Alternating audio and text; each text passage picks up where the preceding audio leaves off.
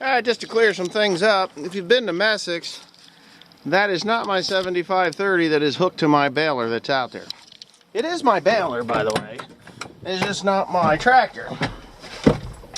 So, yeah, that's clearing that up. Ugh. I haven't been on for a few days for a pretty good reason. I don't feel good. And I just want you to know that I'll probably be okay. It's just a matter of getting this Lyme disease thing under control.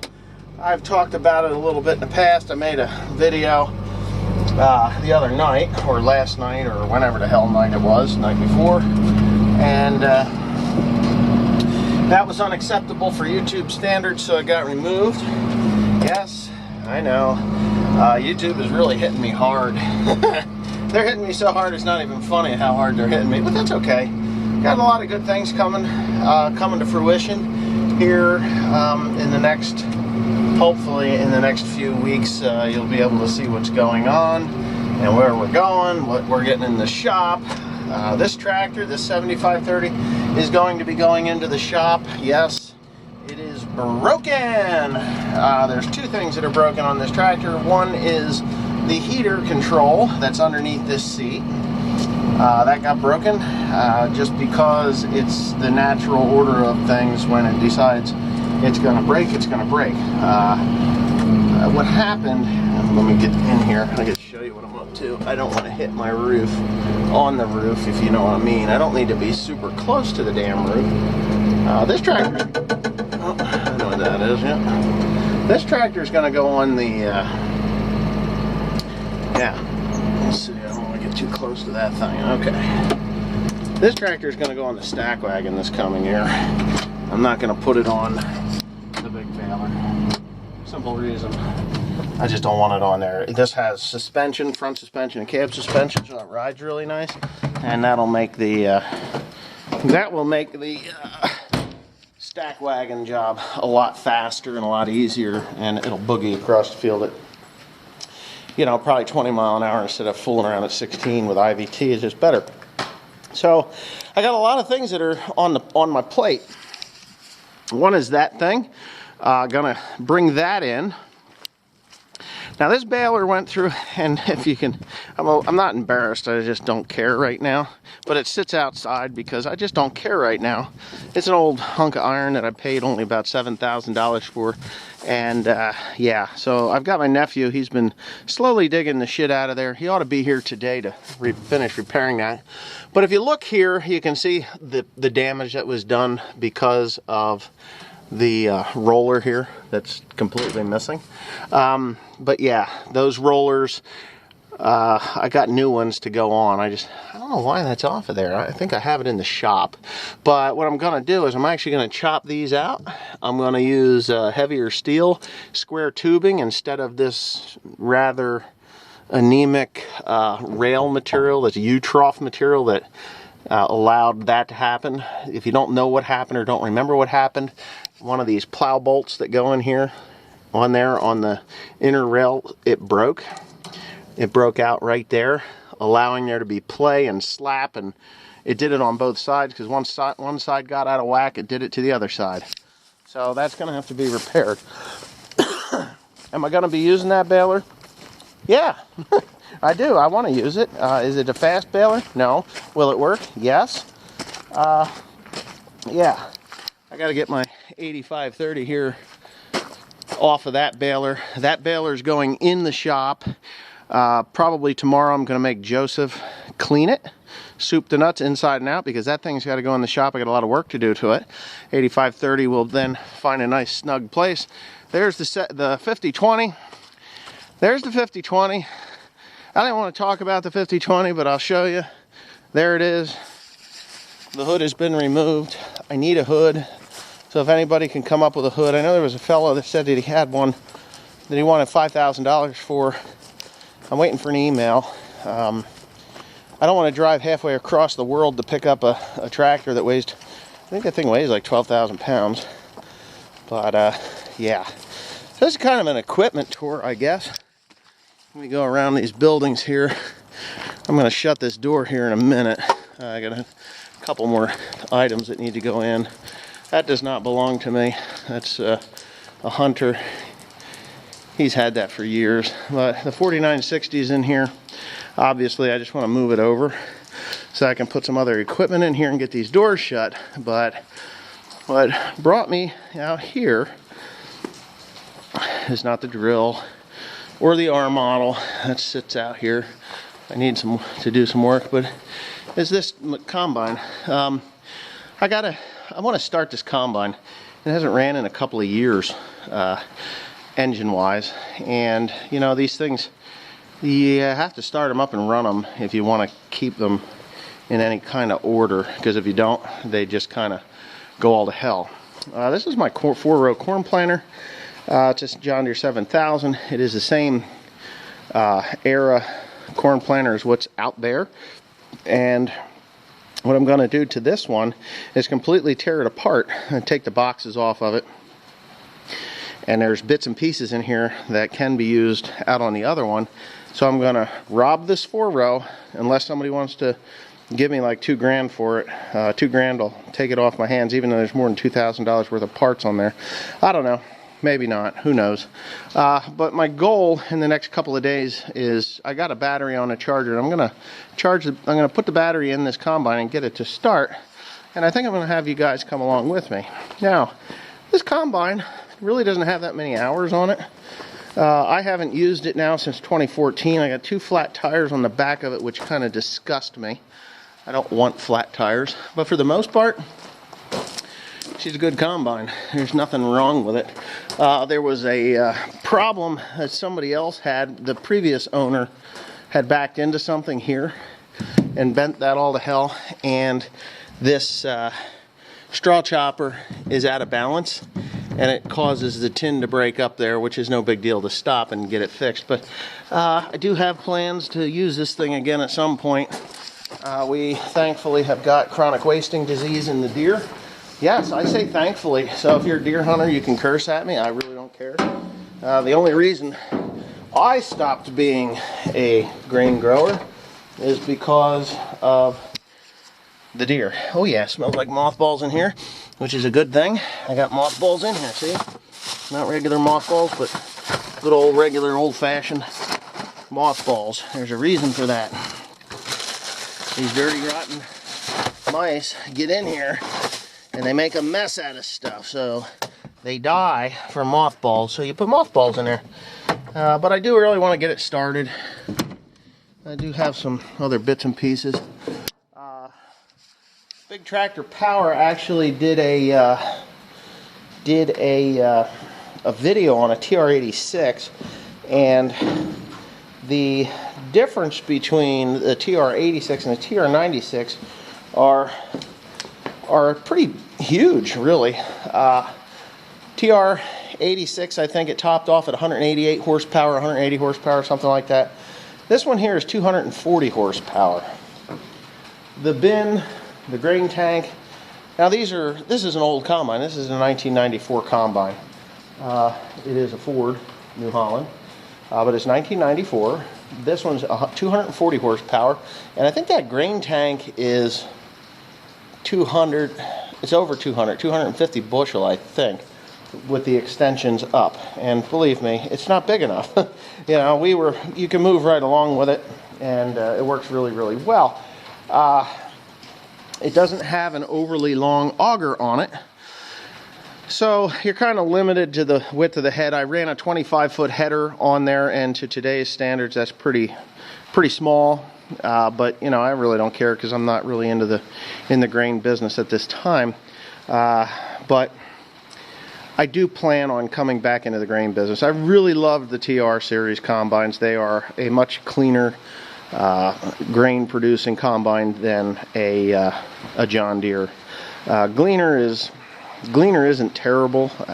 You know, Gleaner, I'm not a Gleaner fan because we had a Gleaner when I was a kid, and all I ever remember was that Gleaner's a piece of shit. That's all I ever heard. It was a Gleaner M, and the feeder beater thing was no good, and you know, there were just obvious problems with it, so you deal with it. You know, you don't buy another one. But yeah, my 750 drill. I'm not going back into soybeans. I can't deal with the deer with that until I'm 100% sure those deer are gone.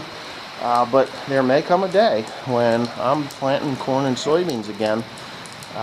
Not that I really want to move away from the mulch hay business, but if I don't have deer for competition, I can again produce 60 bushel beans.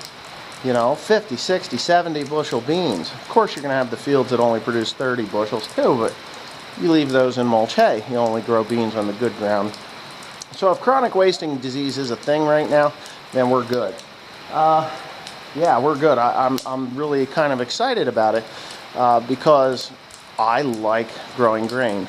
If you watch other farming channels, it's like go time in the spring, and then they have their summers off to sit on the lake and sip on beer, which I don't drink beer, so that's not a thing for me. I'm a busy person.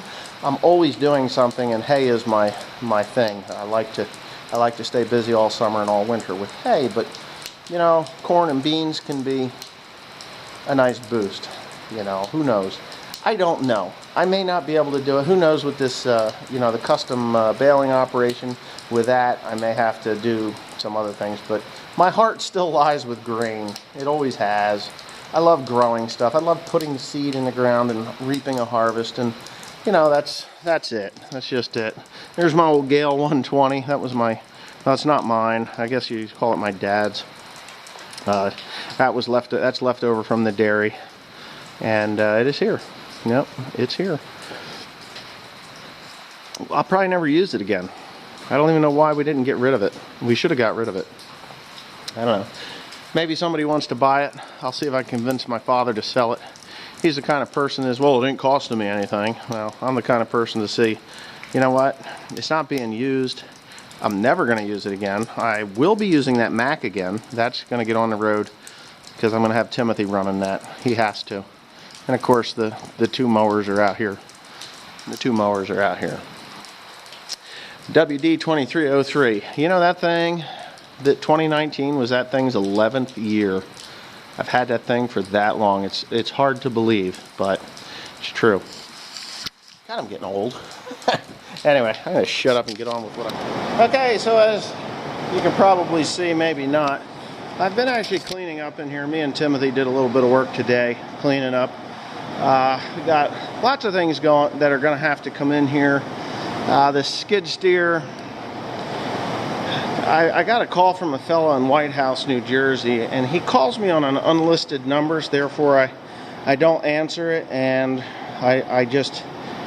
it doesn't call back, and it's fine. He's either going to have to find a phone that says, you know, the number so that my robo blocker doesn't block him, for one thing, and the other thing is I can actually call him back. But this thing here is completely trashed. There's no machine shop going to fix those parts. It's basically a throwaway at this point. I can send it out to be rebuilt, and they'll probably more than likely replace this piece and these pieces in here, and it's still going to cost me $2,500 to do that, or $2,800 or $2,900 or $3,200. So what I'm going to do is I'm actually going to purchase a remanufactured one. And if they want this back, then I'll send it back, and they can do what they need to do with it, and that'll be that. I really kind of need my machine up and running. It sucks that it's in here, but there's a lot of things in here that get used, that I use a skid steer for, like that track jack. Okay, so that machine right there, or that little thing right there, will allow me to lift the tractor up and change tires without having to use jacks, and I can move the tractor around with that. They're neoprene tires. That thing is really pretty cool, and it works really good. But I put it up there with the skid steer, I can't get it down. And I kind of have the need to use that on the 7530 like now. I have to change a tire that got split. It's a brand new tire, but it needs to be replaced because the sidewall's fucked up. I need that down, so I have to fix this before I can fix the tire. I have to bring the 7530 in here anyway. I'm going to park that probably right about here, and I'm going to drain the oil out of the engine, or yeah, probably the engine as well. The transmission, I have some parts that need to be put into that machine, the 7530, where the power takeoff shaft fashions in there, that ring. Joe didn't grease it, and I didn't get on him. I take the blame myself, but my kids need to be a little more vigilant because it's going to cost me several hundred, if not $1,000 for the parts to repair that. Yeah. So this thing, it's really imperative that I get this thing fixed. I could go out to Deere and spend the $4,000 and change for the new motor. Apparently, there is a superseded number. They still carry that gear that travel motor. It needs to be. I need to replace it, but it supersedes, and I do believe they're putting on the one that goes on the 333D onto this. I don't know if there's anything else that needs to be done, but whatever. It just has to be done. I need my machine back. I miss it. I use it a lot. I can't even load hay with this without it. You know, I mean, I load with the other machines, but this one here is a fill-in machine, and I need it. So that's just the way it is. So that has to be done. The other side, I think I'm probably just going to buy these parts here and swap them out, and we'll call it a day. So that'll be good. No need for seals on the other side because that one doesn't leak. This one does. There were strings that had gotten in there. You know, unfortunately, that does happen when you're dealing with hay. So when I get the 7530 in here, then there is going to be a Krone baler put in here, because the Krone baler needs to be tore down and rebuilt. There's a bunch of little bits and pieces that need to go in there. The knotters need to be rebuilt. They've got 43,000 bales through them. They just need to be replaced, rebuilt. Strippers in the twine discs and the keepers, the strippers, the bill hook tongues are fine. I may replace a couple bill hooks. There's bill hook guides that go on those. They're replaceable. I'm going to replace all 6 of those. So I'm probably, you know, that has to be done. All the rollers on the tucker arms, tucker fingers, and needles need to be replaced. All the eyelets for the twine guides, there's like 48 of those, so they all have to be replaced. What else needs to be replaced? Oh, the packer fingers on the packer arms, pickup tines. I got a whole bucket of pickup tines here. Probably go through another bucket of those on, you know, when it's time for the other baler. I will be doing all the work on the baler that has 43,000 bales through it. So we're gonna have that thing up and running, ready for straw next year, and yeah, it'll be good. I'm gonna replace the rails too in that thing. There's rub rails where the rollers go on. They're worn, where it compresses and it goes bump, bump, bump, bump, makes a little bit of noise, so I'm going to replace those. There's probably $10,000 or plus in parts that need to go into that thing, probably $10,000 to $15,000 in replacement parts into that baler, which I'm fine with. You know, it's really not that big of a deal because it's baled 43,000 bales, you know, more than 43,000 bales, so it is what it is, but that's what's going to be taking place here.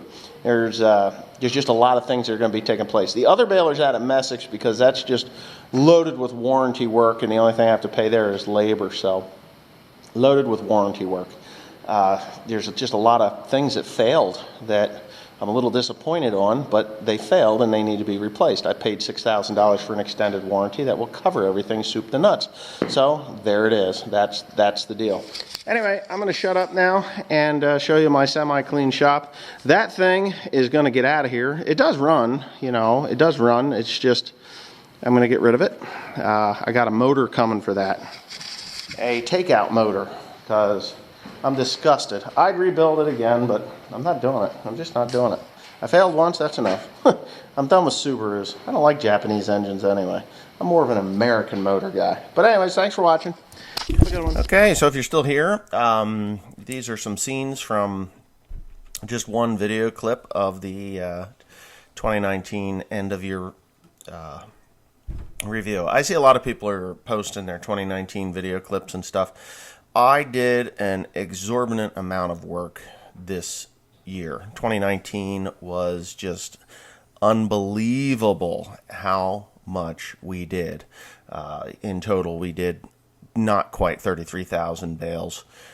We replanted hay. We traveled from North Carolina. We did 3,500 acres in New Jersey. We went back down to Maryland and Virginia, and we just worked. It was great. I had some really good times. We worked for farmers that we enjoyed working for. We worked for farmers that we weren't so thrilled about working for. We worked for farmers that made you shake your head and say, wow. And all good, not terrible, but there's, it is what it is. But yeah, we just worked really, really hard. Now, I don't know, was it worth it? I'd say so. The experiences are well worth it. I enjoyed the experience. I would share my experiences with other people, like I do on YouTube, and I'm sure there's going to be a select few that will be willing to come down and be used and abused and paid well for their efforts for next year, if everything comes to fruition the way I'd like it to.